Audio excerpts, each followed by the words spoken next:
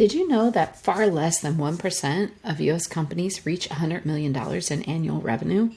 And while that is a U.S.-based stat and a U.S.-based revenue number, it is applicable in many other parts of the world. As experienced business, marketing, and growth advisors, we help you defy those odds. So let's dig into what makes Advisory 9 different. We focus on 9 keys to getting you to the $100 million in annual revenue. Now, you may not need advice, help, or training in every one of these. Most don't. So we work with you to figure out what are your keys that might be experiencing something of a gap to helping you get to that $100 million in annual revenue. So let's chat briefly about each one of these. And in future videos, we're going to dive in even deeper into each of these keys. First, strategic vision and focus. You have to know where you are going, and really important to that, you have to know where you are starting. Much like any map, if you know where you're starting and where you're going and the time frame you're trying to get there, you can make a lot better decisions about maybe what else you want to do along that trip, maybe who else you want to pick up along that trip.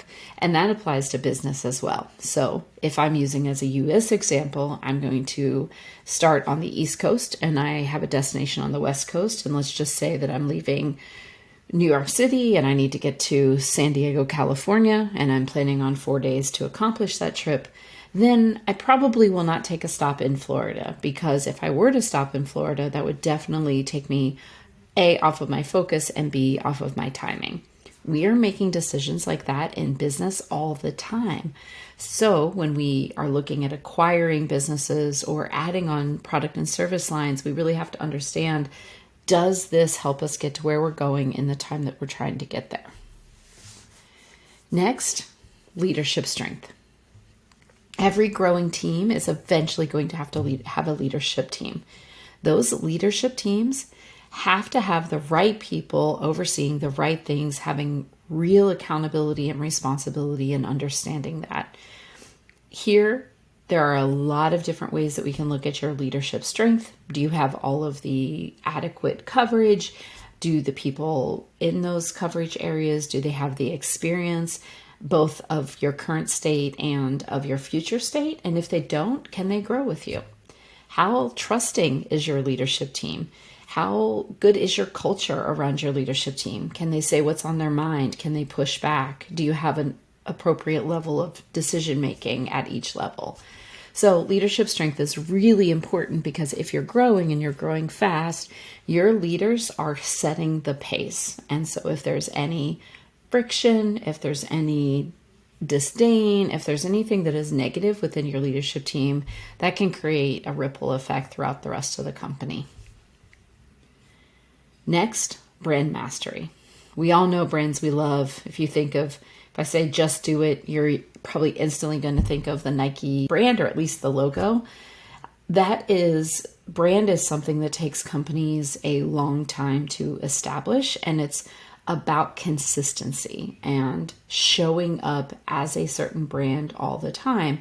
But a lot of companies don't understand that you have to ensure that your brand actually matches what your ideal customer is expecting from you, has to match what is the expectation of the industry is, etc. So looking at your brand and saying, does this brand as it exists today, is the experience my employees, prospects, and customers, does the experience they have with us, is it what we want them to have? Does it speak to where we're growing? Does it speak to the audience we are trying to attract?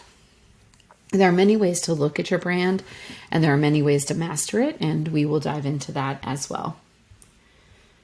Innovation and constant and never-ending improvement. At every company, you're either growing or dying. There's really no in between. One of the key ways to grow is not only through revenue growth, but it's actually also through innovation. Because if you continue to grow your revenue and focus only on one or two key, maybe service lines or product lines that have gotten you to where you are, can those get you to where you are going? And this is actually something that we look at both during the strategic vision and focus conversations, as well as within innovation. Have you recognized what it's going to take to get you from here to there? And if you haven't, are you establishing ways for your team members, for your leadership team, for outside influences to help drive the innovation that your clients are going to want and need and demand from you? And that is a key area to growth, in addition to just the cultural, constant and never-ending improvement that we want to have in all of our team members, in our leadership team, board members, whatever that looks like for you. We want them always thinking, can we do this better? Is there a way to improve on what we're doing, to optimize and to maximize? And speaking of optimization and maximization, often the very first place we work with companies is within marketing and sales excellence. This is a big, big category. Marketing means a lot of different things. Sales can actually mean a lot of different things in different companies. What we are looking for here is, do you understand, do you know, are you pulling all the right levers from the point of building awareness with somebody who's eventually going to buy from you through to when they actually buy from you again? And that is the continuum we're looking for within the marketing and sales excellence. Sometimes this is looking at the sales processes. It might be looking at the technology. It might be looking at the effectiveness or the ROI you're gaining on the marketing as it exists. It could be just seeing if there is areas of opportunity for productization that you may not have recognized before, especially if you're not in a typical product type of business. It is one of our biggest key areas of improvement. It's one of the biggest, fastest keys to improving your bottom line. But if we focus here and don't ensure all the rest of these actually are healthy, then that can be very ineffective, at least as a use of funds. Operational efficiency. How fast, how well, how efficient are you in fulfilling the orders from this marketing and sales funnel, as well as just the general operations within the company? There are a lot of things to do to prepare for scalability. Often companies wait until they're growing or they're big to build the foundation that they need for scalability. We also work with companies who are looking to franchise, and those companies really have to build systems early on that they can then package and provide to now franchise owners of their business. Operational efficiency is one of the key areas. It's the hardest area for most people to put resources, time, and energy behind because it feels like it should just work. And it doesn't necessarily get the lift that marketing and sales does, but these two things actually create some exponential opportunity for you. So we are never going to skip over the operational efficiencies, and there are a number of ways that we can look at that with you and your company.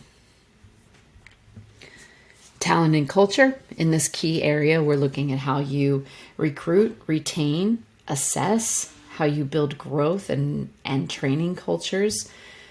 Is it a safe space? Is it an innovative space? What are your core values? Do you have core values? Are those core values really understood and lived out? There are a lot of things within the talent and culture area that can cause your company to grow far more than you would ever imagine. When you have not only everybody rowing the same direction, but sometimes they're in different boats. When we get them in the same boat, rowing the same direction, excited to be there, eager to serve your clients, and the client's aware that they just sense something different than when they're working with your team, that can be such a driver of growth that we just can't even easily put a value on it. So we always want to ask questions around your talent and culture.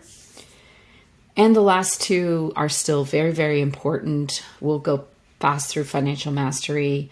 Often as companies are growing, they may put off having in, for instance, a CFO. So sometimes we might offer or suggest having a fractional CFO at least. But the concept isn't just having a CFO or even having a CFO at all. The concept is really around, do you know where your money's coming from? Do you know where your money's going? Do you know what you're doing with the money as it comes in and you have extra to invest? Do you feel really confident around those financial statements, how to review them, how to utilize them to make decisions, and to feed back into the leadership team to help them make decisions? So a lot of companies have this down pat. We mostly are just checking that box, but if you don't, we can help find the resources that you might need to feel very, very confident in this area. And the last one, really want to talk about this one almost like it's the cornerstone of it all. Customer centricity. Everything you do should be obsessive about its impact on your customers. Even if it's financial, like switching billing systems, even if it's operational, like putting in a new project management system, especially when you're considering your brand. As you can tell, all of these things are going to lead to this focus on customer centricity. If you're focused on your customers, you will grow. There's almost no way for you to grow if you are focused on your customers in a way that is nearly obsessive. And so we look at your customer centricity, whether that's things you're already doing, such as surveys, other feedback loops, even how they engage with the content you're creating to see whether or not you are really creating raving fans. Because raving fans created out of a customer centricity mindset are going to bring in more customers. They're going to tell others. They're going to shout it to the world when you have come in and changed their world in some way. So those are our 9 keys to $100 million in annual revenue. Obviously, there's a lot packed into all that we do. This is just scratching the surface of each one of these. So stay tuned for more deeper videos on each of these, demonstrating some of the tools that we utilize. In the meantime, if you have any questions, feel free to let us know on our website, and we will definitely follow up and engage with your team as helpful to get you to that $100 million, because nobody wants to be that stat.